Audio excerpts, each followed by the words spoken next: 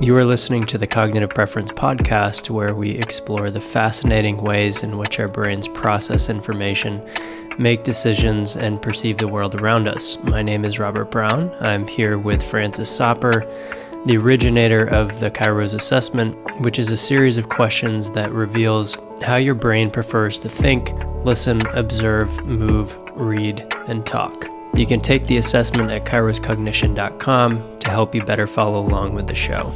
Today, Francis shares the history of traditional learning, more specifically, how we went from an active and lively discourse to long periods of sitting still and keeping silent. Enjoy. For most of human history, across cultures, learning was interactive and back and forth discourse. So that was, if you, in the New Testament, that was Jesus with the rabbis. You know, it was back and forth, question, response. What about this? What about that? Tell me this, tell me that. Oh, by the way, the people need food. Let's get them food. Oh, we don't have enough. Well, collect these loaves and fishes and we'll make sure everybody gets fed, you know, while all of this is happening. So there wasn't anything remotely like, you know, the church where we go in. And then the Greeks had the Socratic method, you know, which was Socrates. And if you read the accounts of Socrates, it was a lively, active, people questioning, people calling out, people challenging each other, people teasing each other. It was a dynamic. Now, again, it wasn't 1,000 people in a room. It was a small group of people, but it was dynamic, and it wasn't considered rude to interrupt. And then Shakespeare's plays. When Shakespeare performed his plays, most of the people stood they had an auditorium, and most of the people stood in the center, and they were called the groundlings. They stood on the ground. And the performers were performing, and the groundlings, you know, were calling out and, you know, and reacting and actually moving and saying. They weren't sitting still and being quiet and listening respectfully. They were part of the performance was people's reaction and people calling out and people engaging the actors. And so we still have that to some extent, where we'll applaud, laugh, occasionally boo. We get more of that experience at a baseball game, for example. Yeah, so a baseball game, you'll have people standing up, calling out the umpire, calling out, you know, someone who missed a catch. We get that's actually closer to what traditional learning was, and here's what happened historically. And you can go through other. Cultures around the world had much more interactive call and response. Africa, South America, Asia.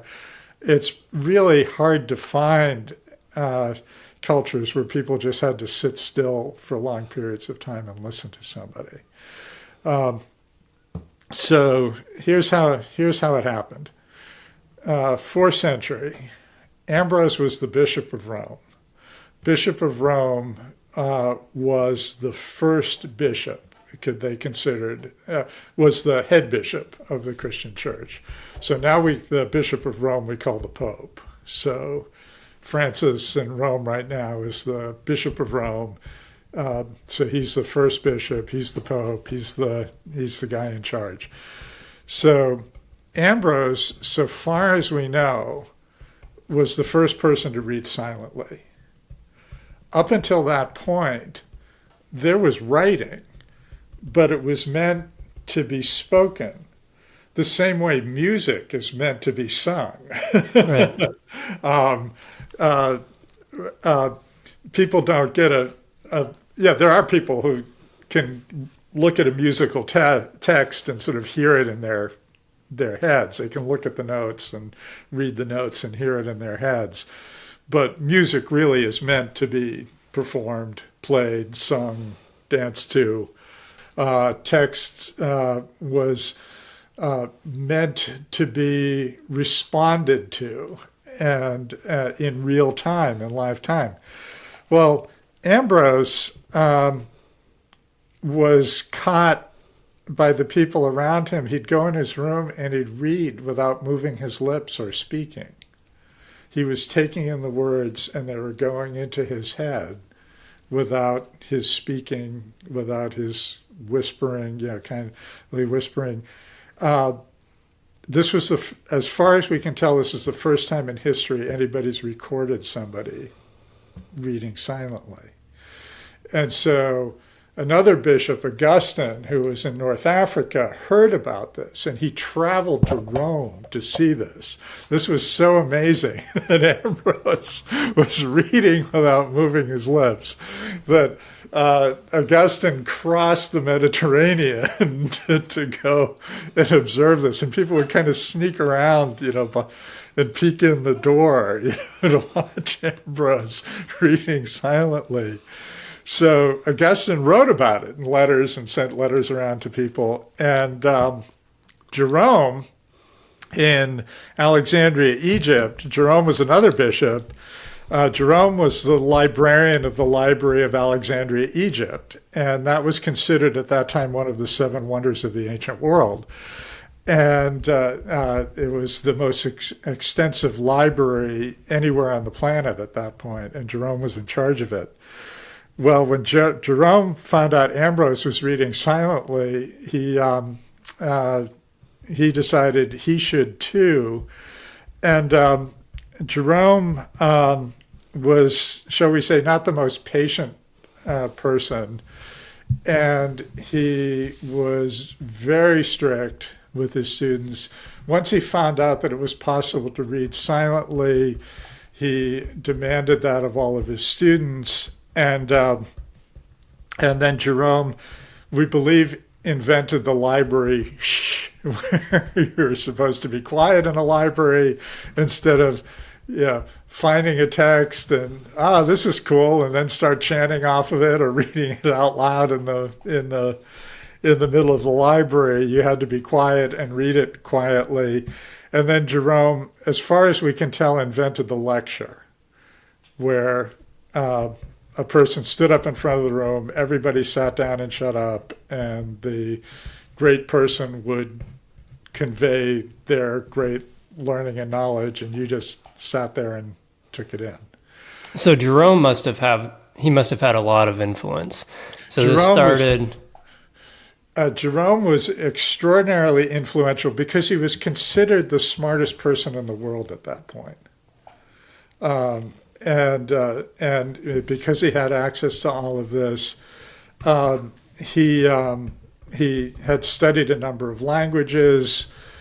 He was a Christian bishop. He went to the rabbis and learned Hebrew so he could read the books of Moses in their original Hebrew. At that point, Christians read it in Greek translations. He wanted to read it in the original or Latin or Greek translations. So what happened was Jerome's method entered the Christian monastic system. So monasteries became places of silence and quiet learning, quiet writing. Even to this day, the monastery at Gethsemane in Kentucky, the monks take a vow of silence. So they enter the monastery and don't speak out loud again for the rest of their lives. And that's a remnant of that. But what happened is the Christian monastic system in Europe became secularized with the Reformation, with the Protestant Reformation. Many of the monasteries became secularized and became the European university system. So the European universities picked up from the monasteries and kept the lecture format, kept the silent reading format. Students didn't take vows of silence in the universities, but that university practice was the practice of the most educated people. So that must be the best way to do it. And then in the 19th century, when some of that learning and engagement and teaching started shifting over into the business world, they kept the same practice. Thanks for tuning in today to listen to our show. If you find value in these episodes, consider sharing it. See you in the next episode.